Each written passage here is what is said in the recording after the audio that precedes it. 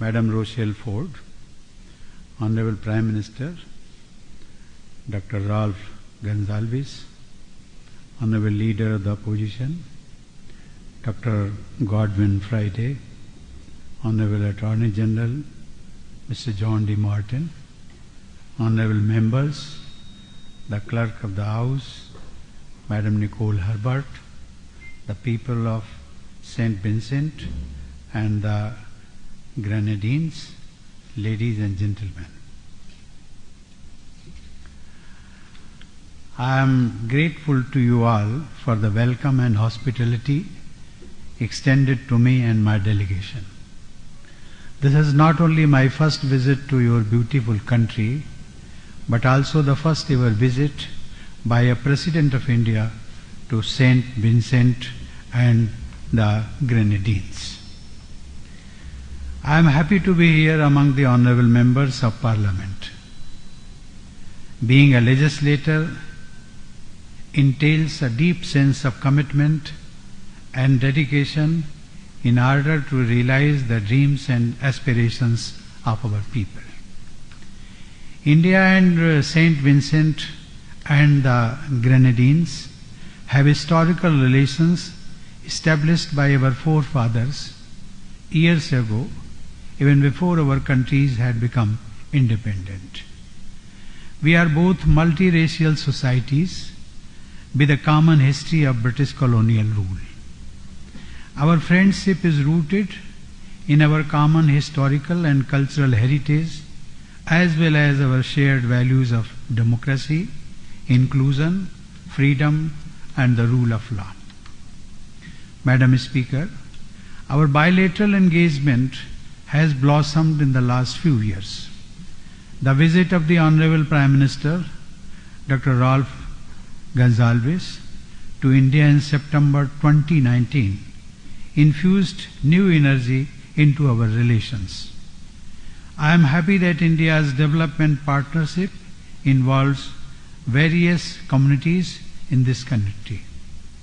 I am glad to note that projects such as the Bakwi market repairs and restoration, the community development project for Glenside village Mariaqua, and the rehabilitation and transformation of the Satvele agriculture depot into a processing and training facility have either been completed or are at an advanced stage of completion. India has stood by St. Vincent and the Grenadines during this COVID pandemic as well. As a symbol of our solidarity with the people of St. Vincent and the Grenadines, a shipment of life-saving drugs and protective gear were dispatched at the start of the pandemic. India had also sent made in India Covishield vaccines last year. India engages with the SVG at the regional level in the CARICOM, which has more than 1 million strong Indian diaspora. We appreciate SVG's active participation in the various activities on our agenda with the CARICOM. We deeply value our ties with the CARICOM, which is one of the oldest integration groupings in the region. India will continue to partner with this regional mechanism in addressing the challenges on the front of development and other issues. We live in a world characterized by multiple linkages among nation states and people across the world. Today, more than ever before in human history, the international community is linked together at multiple levels. Modern supply chains make economic interlinkages deep. Technology has no borders. Our families and friends live across the globe, and we all are consumers of global products and services. The transcontinental migration of people going back many centuries now adds a special dimension to this global connect. The presence of Indo-Vincentians is a fine example of this connect. People from India who came here in the 19th century as indentured labor subsequently became an integral part of your society. Madam Speaker, today's closely connected world has brought immense benefits to people around the globe through opening up of new markets, new educational and employment opportunities, greater access to information, and new vistas for countries to engage with the outside world. This globalized world order has also brought its own set of challenges. Climate change, political conflicts threatening international peace and security, cross-border terrorism, supply chain disruptions are some of the major global challenges that impact us all. Nation-states would have to look beyond their narrow self-interests in tackling these challenges for the well-being of our future generations. Ladies and gentlemen, multilateralism is more relevant in today's interconnected and interdependent world than it was at any time in our shared history. Multilateralism ought to be used as an instrument to promote strong, sustainable, balanced, and inclusive growth in all nation states. However, for multilateralism to remain relevant and effective, institutions need to be reformed. Structures and institutions that emerged after the two world wars focused on one major issue, that of preventing another world war. To tackle the complex issues of today, the new world order that we seek to build is to be an inclusive world order, where every country can express its legitimate interests. This can only happen by way of an expanded and better designed representation system in key global institutions.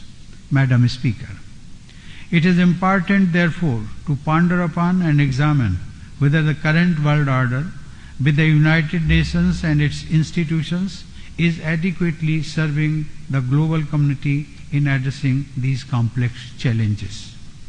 Our objective in advocating for an inclusive world order is to promote a universal, rules-based, open, transparent, predictable, non-discriminatory, and equitable multilateral system.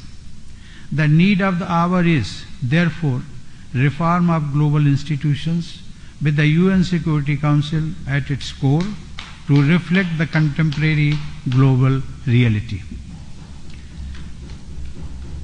Madam Speaker, on this issue, India and St. Vincent and the Grenadines share common interest, approach, and understanding.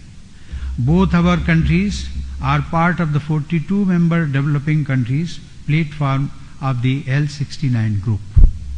This group is actively pushing for reforms of the UN Security Council through an expansion in both permanent and non-permanent categories of membership. Madam Speaker, I congratulate St. Vincent and the Grenadines for the stellar role it played in advocating for a meaningful and time-bound progress in the intergovernmental negotiations process on Security Council reforms during its membership of the Security Council for the years 2020-21.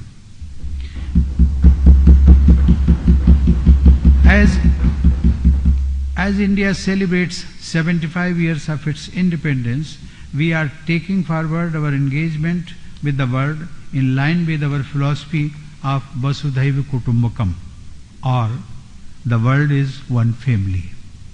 In India, my government's motto is Sabka Saath, Sabka Vikas, Sabka Vishwas, and Sabka Prayas.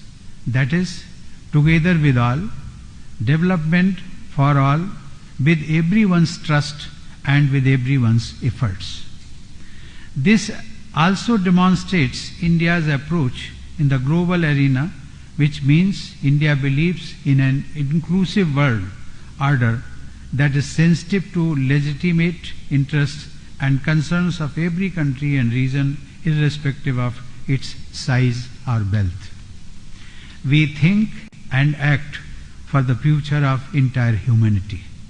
India has remained steadfast in its commitment to share its experience, knowledge, and skills acquired in its journey of development with fellow developing countries. I am confident that India and St. Vincent and the Grenadines will continue to work closely together in advancing these shared objectives for an inclusive world order. With these words, Madam Speaker, let me thank for giving me an opportunity to address this august assembly. It is an honor for me to be here today on behalf of the world's largest democracy. It was a pleasure sharing my thoughts with you. I wish the people of India and St. Vincent and the Grenadines a very bright future. Thank you.